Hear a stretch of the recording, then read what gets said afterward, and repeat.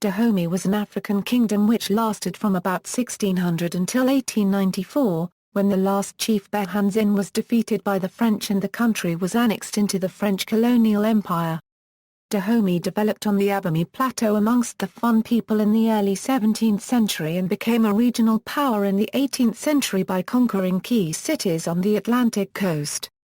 For much of the 18th and 19th centuries, the Kingdom of Dahomey was a key regional state, eventually ending tributary status to the Oyo Empire. The Kingdom of Dahomey was an important regional power that had an organized domestic economy built on conquest and slave labor, significant international trade with European powers, a centralized administration, taxation systems, and an organized military. Notable in the kingdom was significant artwork, an all-female military unit known as the Dahomey Amazons, and the elaborate religious practices of Vodun with a large festival of the annual customs of Dahomey. Name: the Kingdom of Dahomey was referred to by many different names and has been written in a variety of ways, including Dangsum, Dahome, and Fon. The name Fon relates to the dominant ethnic and language group, the Fon people, of the royal families of the kingdom and is how the kingdom first became known to Europeans. The names Dahomey, Dangsum, and Dahome all have a similar origin story, which historian Edna Bay says may be a false etymology. The story says that Dahomey, considered the second king in modern kings' lists, was granted permission by the Jdevi chiefs, the local rulers, to settle in the Dahomey Plateau.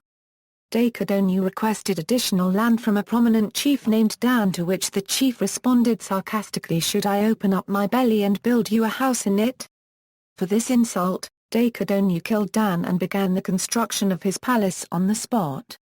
The name of the kingdom was derived from the incident, Dan equals Chief Dan, Xo equals belly, Me equals inside of. History.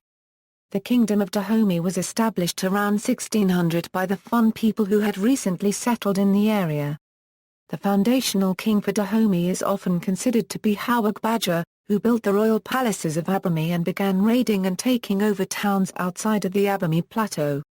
Rule of Agajar King Agajar, Howard Badger's grandson, came to the throne in 1708 and began significant expansion of the Kingdom of Dahomey. This expansion was made possible by the superior military force of King Agajar unregistered trademark S. Dahomey. In contrast to surrounding regions, Dahomey employed a professional standing army numbering around 10,000. What the Dahomey lacked in numbers, they made up for in discipline and superior arms. In 1724, Agajar conquered Alada, the origin for the royal family according to oral tradition, and in 1727 he conquered Attar. This increased size of the kingdom, particularly along the Atlantic coast, and increased power made Dahomey into a regional power. The result was near-constant warfare with the main regional state, the Oyo Empire, from 1728 until 1740.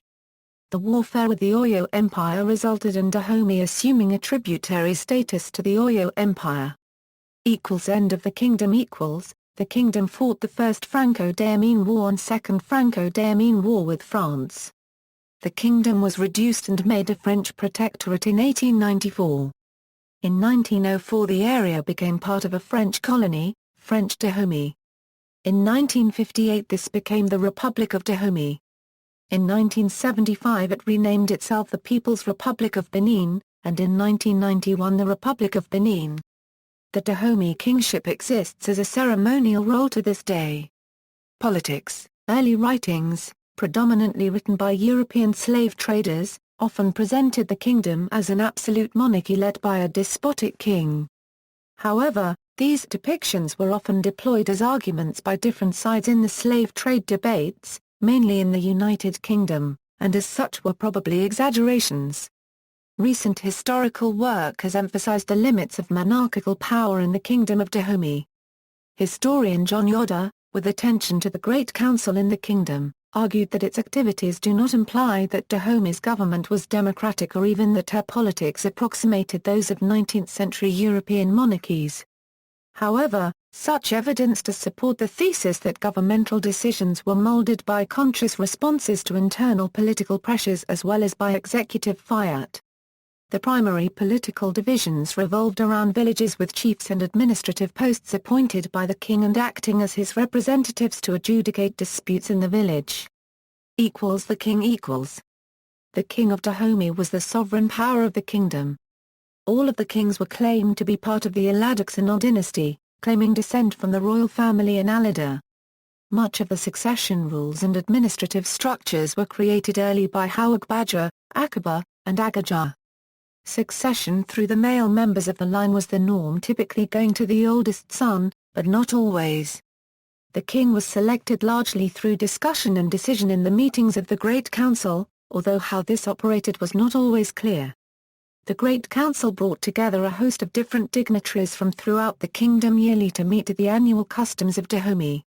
Discussions would be lengthy and included members, both men and women, from throughout the kingdom. At the end of the discussions, the king would declare the consensus for the group. The royal court equals. Key positions in the king's court included the Megan, the Mo'u, the Uvagan, the Kpogito, and later the Catcher of Atar. The Megan was a primary consul for the king, a key judicial figure, and served as the head executioner. The Mo'u was similarly a key administrative officer who managed the palaces and the affairs of the royal family, economic matters, and the areas to the south of Alada. Relations with other states equals. The relations between Dahomey and other countries was complex and heavily impacted by the gold trade. The Oyo Empire engaged in regular warfare with the Kingdom of Dahomey, and Dahomey was a tributary to Oyo from 1732 until 1823. The city-state of Porto Novo, under the protection of Oyo, and Dahomey had a long-standing rivalry largely over control of the gold trade along the coast. The rise of Abeokuta in the 1840s created another power rivaling Dahomey, largely by creating a safe haven for people from the slave trade. Military. The military of the Kingdom of Dahomey was divided into two units, the right and the left. The right was controlled by the Megan and the left was controlled by the Mo'u. At least by the time of Agaja, the kingdom had developed a standing army that remained encamped wherever the king was. Soldiers in the army were recruited as young as 7 or 8 years old, initially serving as shield carriers for regular soldiers. After years of apprenticeship and military experience, they were allowed to join the army as regular soldiers. In order to further incentivize the soldiers, each soldier received bonuses paid in cowrie shells for each enemy they killed or captured in battle. This combination of lifelong military experience and monetary incentives resulted in a cohesive, well-disciplined military. One European said a gauge unregistered trademark standing army consisted of a Owaite troops, brave and well-disciplined, led by a prince full of valor and prudence, supported by a staff of experienced officers. In addition to being well-trained, the Dahomey army under Agaja was also very well armed. The Dahomey army favored imported European weapons as opposed to traditional weapons. For example, they used European flintlock muskets in long-range combat and imported steel swords and cutlasses in close combat. The Dahomey army also possessed 25 cannons. When going into battle, the king would take a secondary position to the field commander with the reason given that if any spirit were to punish the commander for decisions it should not be the king. Unlike other regional powers, the military of Dahomey did not have a significant cavalry or naval power. The Dahomey Amazons, a unit of all-female soldiers, is one of the most unique aspects of the military of the kingdom. Dahomey Amazons equals. The Dahomey state became widely known for its core of female soldiers. Their origins are debated. They may have formed from a place guard or from Gbetos. They were organized around the year 1729 to fill out the army and make it look larger in battle, armed only with banners. The women reportedly behaved so courageously they became a permanent corps. In the beginning the soldiers were criminals pressed into service rather than being executed. Eventually, however, the corps became respected enough that King Ezo ordered every family to send him their daughters, with the most fit being chosen as soldiers. Economy. The economic structure of the kingdom were highly intertwined with the political and religious systems, and these developed together significantly. The main currency for exchange was cowries, or shells for exchange. Domestic economy equals. the domestic economy was largely focused on agriculture and crafts produced for local consumption. Until the development of palm oil, very little agricultural or craft goods were traded outside of the kingdom. Markets served a key role in the kingdom and were organized around a rotating cycle of 4 days with a different market each day. Agriculture work was largely decentralized and done by most families. However, with the expansion of the kingdom, agricultural plantations began to be a common agricultural method in the kingdom. Craft work was largely dominated by a formal guild system. Herskovits recounts a complex tax system in the kingdom where officials from the king, the top, would gather data from each village regarding their harvest, and then the king would set a tax based upon the level of production and number of villagers in the village. In addition, the king's own land and production were taxed.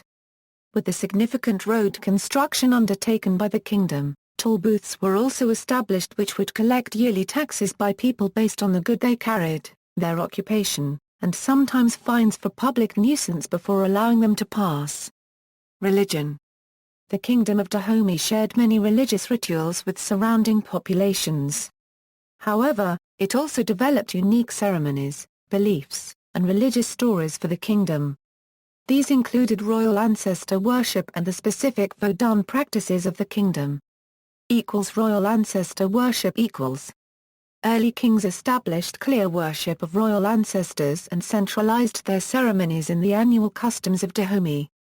The spirits of the kings had an exalted position in the land of the dead, and it was necessary to get their permission for many activities on earth. Ancestor worship pre-existed the kingdom of Dahomey. However, under King Agajar, a cycle of ritual was created centered around first celebrating the ancestors of the king and then celebrating a family lineage. The annual customs of Dahomey involved multiple elaborate components, and some aspects may have been added in the 19th century. In general, the celebration involved distribution of gifts, human sacrifice, military parades, and political councils. Its main religious aspect was to offer thanks and gain the approval for ancestors of the royal lineage. However, the custom also included military parades, public discussions, gift-giving, and human sacrifice and the spilling of blood. Dahomey Cosmology Dahomey had a unique form of West African Vodun which linked together pre-existing animist traditions with Vodun practices. Oral history recounted that Huangil, a wife of Agajar and mother of Tekbessa, brought the Vodun to the kingdom and ensured its spread. The primary deity is the combined Manwalisa, and it is claimed that this god took over the world that was created by their mother Nana Baloku. Manwalisa governs the sky and is the highest pantheon of gods, but other gods exist in the earth and in thunder. Religious practice organized different priesthoods and shrines for each different god and each different pantheon. Women made up a significant amount of the priest class, and the chief priest was always a descendant of Dakadona. Arts. The arts in Dahomey were unique and distinct from the artistic traditions elsewhere in Africa. The arts were substantially supported by the king and his family, had non-religious traditions, assembled multiple different materials, and borrowed widely from other peoples in the region. Common art forms included wood and ivory carving, metalwork including silver, iron and brass, applique copyright cloth, and clay bas-reliefs. The king was key in supporting the arts, and many of them provided significant sums for artists, resulting in the unique development, for the region, of a non-religious artistic tradition in the kingdom. Artists were not of a specific class, but both royalty made important artistic contributions. Kings were often depicted in large zoomorphic forms, with each king resembling a particular animal in multiple representations. Suzanne Blyer identifies two unique aspects of art in Dahomey: 1. Assemblage of different components, and 2. Borrowing from other states. Assemblage of art, involving the combination of multiple components combined together in a single piece of art, was common in all forms and was the result of the various kings promoting finished products rather than particular styles.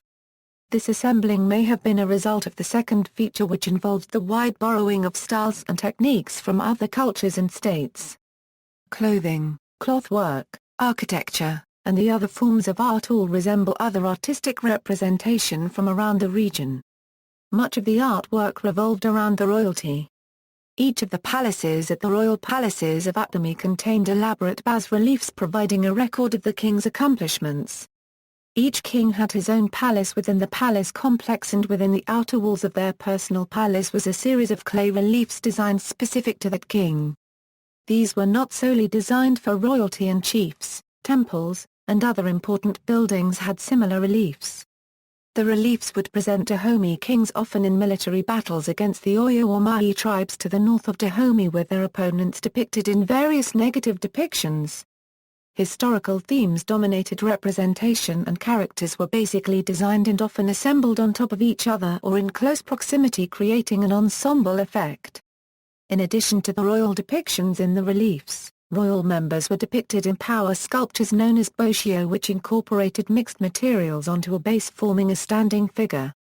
The boshio are religiously designed to include different forces together to unlock powerful forces.